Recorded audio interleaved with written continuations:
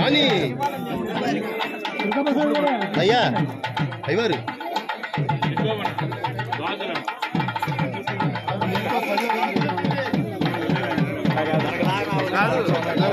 సరే కానీ అయ్యారు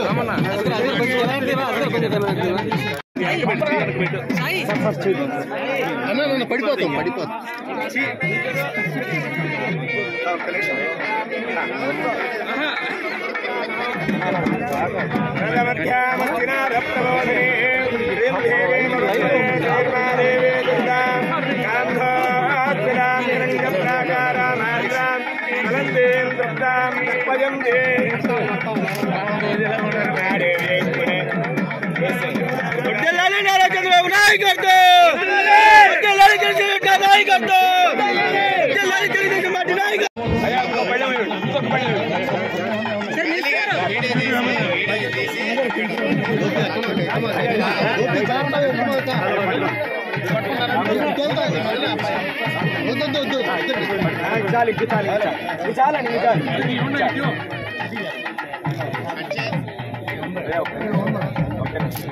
रोहित कोपरकाय रोहित कोपरकाय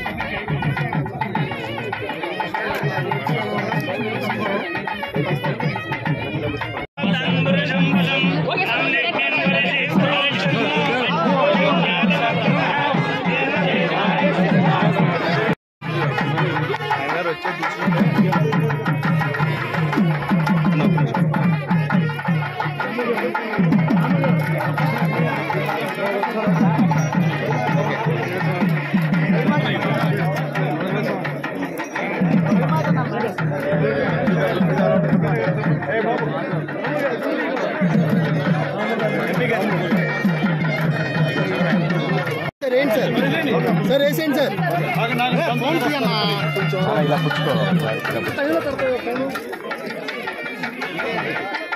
बाबू సార్ ఇక్కడే వదిలేండి సార్ ఇక్కడే వదిలేండి ఓకే మీరేమో మామూలుగా వేసేయండి సార్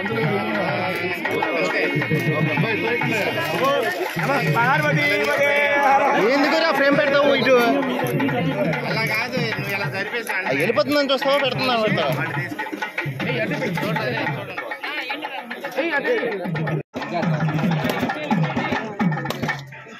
కింద వేసి ఎట్లా ఉండు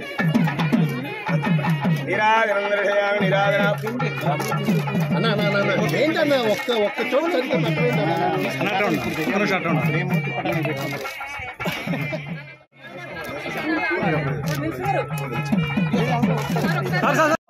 సాగునీరు తీసుకెళ్ళడానికి ఈ ప్రాంతానికి వచ్చారు. అట్లాగే ఈ వారంలోనే రామనాయుడు గారు చెప్పారు కృష్ణా డెల్టా కూడా నీళ్లు వదులుతామని. అదేవిధంగా మెట్ట ప్రాంతం అంతా కూడా సస్యశ్యామలం అంటే చింతలపూడి ఎత్తిపోతల పథకానికి 4,000 కోట్లు పైగా ఖర్చు పెట్టాము. దగ్గర ఇంకొక 2,000 కోట్లు ఖర్చు అయితే మొత్తం ఈ ప్రాంతం అంతా కూడా జగ్గేపేట, నందిగామ, మైలవరం, ఇరువురు, నూజివీడు, గన్నవరం, దెందులూరు, చింతలపూడి మొత్తం ఈ బెల్ట్ అంతా కూడా బ్రహ్మాండంగా సస్యశ్యామలం అవుతుంది. గోదావరి, కృష్ణ 2 మెట్ట ప్రాంతాలు కూడా బంగారం అవుతాయి అన్న రివ్యూ కూడా రామానాయుడు గారు అన్ని కూడా చూడడం జరిగింది. తప్పకుండా చంద్రబాబు నాయుడు గారు ఆ స్కీమ్ 2,000 కోట్లు ఇవ్వాలనే పక్షాల్లో ఆయన కూడా ఉన్నారు. ఆ చింతలపూడిని కూడా పూర్తి చేస్తే 1,00,000 మంది ప్రారంభోత్సవానికి వచ్చారు. రేపు నీళ్ళు ఇచ్చే ప్రాంతానికి కొన్ని లక్షల మంది చింతలపూడి ఆ గోదావరి తల్లి నీళ్ల కోసం మెట్ట ప్రాంతం గోదావరి కృష్ణ ఎదురు చూస్తుంది. తప్పకుండా చంద్రబాబు గారి నాయకత్వంలో, రామానాయుడు గారి నాయకత్వంలో అన్ని ప్రాంతాలు కూడా తాగునీరు, సాగునీరు ఎక్కడానికి జలవనరుల శాఖ అన్ని కార్యక్రమాలు. ఈరోజు ఈ గోదావరి వాటర్ ఇక్కడ పట్టిసీమ ద్వారా ఇక్కడికి రావడం చూస్తేనే చాలా ఆనందంగా ఉంది. ఎందుకంటే గత కొన్ని రోజులుగా వాటర్ రివ్యూ చేస్తుంటే గుడివాడ నియోజకవర్గంలో ప్రత్యేకంగా ఎక్కడ నీళ్ళు లేని పరిస్థితి. మంచినీళ్ళు ఆల్రెడీ గుడివాడ మున్సిపాలిటీలో అయితే 2 రోజులకు ఒకసారి అని చెప్పి అనౌన్స్ చేశాం.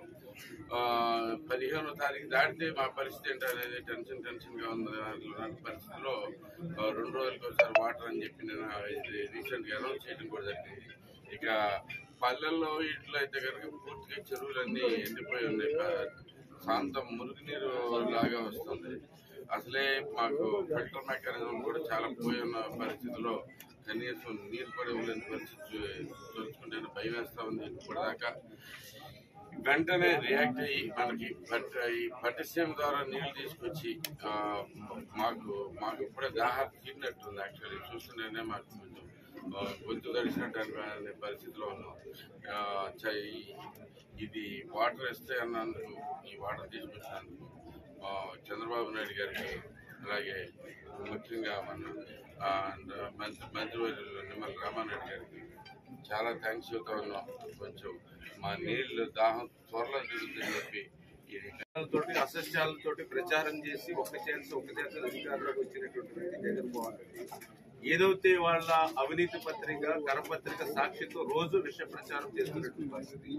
ఇవాళ చాలా క్లియర్ గా అసలు పోలవరం నిర్మాణం పూర్తవుతుంది, చేయగలుగుతున్నాం, నిర్మాణాన్ని ప్రారంభించగలుగుతున్నాం అని అంటే ఆ రోజు కూడా చంద్రబాబు నాయుడు గారు ముందు చూపుతోటి ఏదైతే ముంపు మండలాలు ఏవైతే ఉన్నాయో అవి తెలంగాణ నుంచి ఆంధ్రప్రదేశ్ రాష్ట్రానికి బదిలీ చేయడం ద్వారా, అది కూడా 2 రాష్ట్రాల ఏర్పడిన తర్వాత అయితే అది తెలంగాణ ఆమోదించదు కాబట్టి ముందుగానే నరేంద్ర మోడీ గారి దృష్టికి తీసుకెళ్లి ఒక ఆర్డినెన్స్ రూపంలో తీసుకొచ్చి ఆ 7 ముంపు మండలాన్ని ఆంధ్రాకి బదిలీ చేశారు కాబట్టి ఇవాళ పోలవరం నిర్మాణం పూర్తవుతున్నటువంటి పరిస్థితి. లేని పక్షంలో అసలు పోలవరమే ఆ రోజే ప్రశ్నార్థం అయిపోయినటువంటి పరిస్థితి. ఆ రకంగా ఇప్పుడు కూడా ఈ రాష్ట్రానికి, ఈ ప్రజలకి మేలు చేకూర్చేటువంటి విధంగానే తెలుగుదేశం కానీ చంద్రబాబు నాయుడు గారు కానీ ఇప్పుడు కూడా తీసుకుంటారు. అవన్నీ కూడా చూసి, అంటే ఎక్కడైతే పోలవరం పూర్తవుతుంది, ఎక్కడైతే పోలవరం పూర్తి అవడం ద్వారా గోదావరి జలాలు ఆంధ్రప్రదేశ్ రాష్ట్రం అంతా ప్రవహించి ఆంధ్రప్రదేశ్ రాష్ట్రం కరువు రహిత రాష్ట్రంగా మారిపోతే ఇక మమ్మల్ని ఎవరిని కూడా పట్టించుకోరు, గుర్తించరు అనేటువంటి ఆలోచనతో ఎక్కడికక్కడ అడ్డంకులు సృష్టించాలనేటువంటి ఆలోచనతో ఉమ్మగారు చెప్పినట్టుగా అటు నేషనల్ గ్రీన్ ట్రిబ్యునల్ కానీ ఇట్లా రకరకాలైనటువంటి ప్రయత్నాలు చేసి అభివృద్ధిని, సంక్షేమాన్ని కూడా ఆటంకం చేసేటువంటి కూడా ముందుగా నమస్కారాలు తెలియజేసుకుంటూ, దీక్ష దక్షతకు ముందు చూపుకి నిర్వచనం పట్టిసీమ ప్రాజెక్టు. ఏదైతే ఈవేళ మన తెలుగు బిడ్డ కేఎల్ రావు ఆనాడే చెప్పాడు, భారతదేశాన్ని కరువు కాటకాల నుంచి, దుర్భిక్ష పరిస్థితుల నుంచి కాపాడగలిగేటువంటి శక్తి ఒక్క నదుల అనుసంధానానికి మాత్రమే ఉంది. ఒక గార్లెండింగ్ ఆఫ్ రివర్ ద్వారానే అది సాధ్యమవుతుందని మన తెలుగు బిడ్డ కేఎల్ రావు ఏదైతే ఆ రోజు చెప్పాడో ఆ కళలను ఆ భారతదేశంలో నిజం చేసినటువంటి నాయకుడు నారా చంద్రబాబు నాయుడు గారు.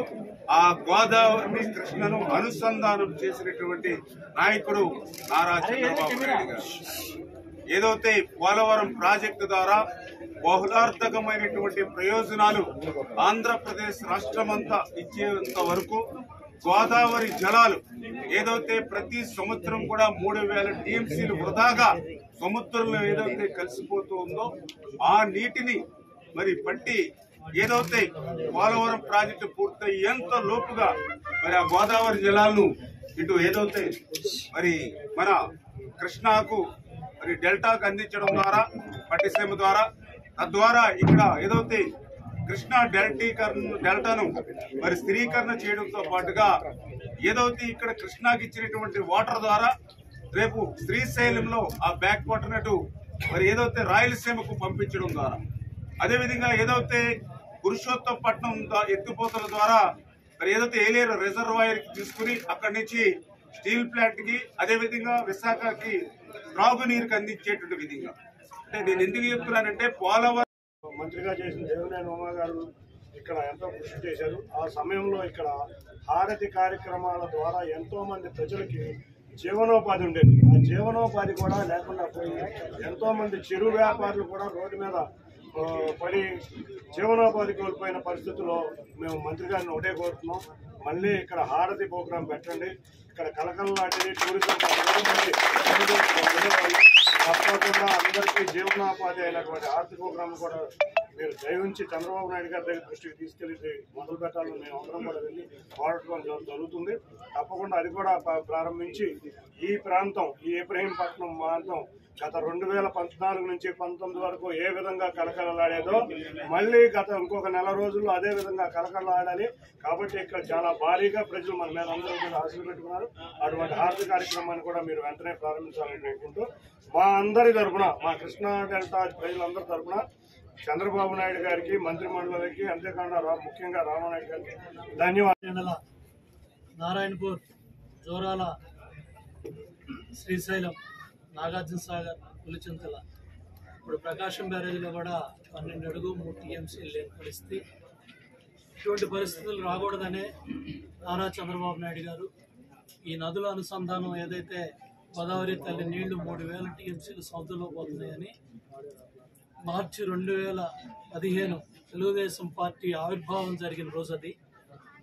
ఆ పుణ్యదినాన 2015 మార్చి 29న చంద్రబాబు నాయుడు గారు దీన్ని శంకుస్థాపన చేశారు. సెప్టెంబర్ 15న 5 నెలలు జరగకుండా, 6 నెలలు పూర్తవకుండా పవిత్ర సంఘం అనే నామధేయం చేసి ఈ ప్రాంతానికి అన్నీ కూడా చిట్టడులు ఉన్నాయి, వీళ్ళందరూ కూడా తెలుసు. దీన్నంతా కూడా పవిత్ర స్థలంగా తీర్చిదిద్ది దీనికి పవిత్ర సంఘం అనే నామకరణం చేసి గోదావరి తల్లి నీళ్ళనే ఇక్కడ కృష్ణమ్మలో కలిపితే చెంబుతో పోసామన్నారు, చెరువులో తెచ్చి పోసామన్నారు. ఇవాళ 400 టీఎంసీలు ఇందాక రామానాయుడు గారు చెప్పినట్టుగా తెలుగుదేశం ప్రభుత్వ హయాంలో 300 టీఎంసీలు. ఏదైతే పంపులు పీకుతానన్నాడే ఇప్పుడు పార్టీ పీక్కునే పరిస్థితి వచ్చింది జగన్ రెడ్డి. ఇవాళ 400 టీఎంసీలు మొన్న దేవుడి స్క్రిప్ట్ పంపులు కట్టేశాడు 3 ఏళ్ళు, కానీ చివరి సంవత్సరంలో తప్పని పరిస్థితిలో పంపులు వేశాడు. ఆ విధంగా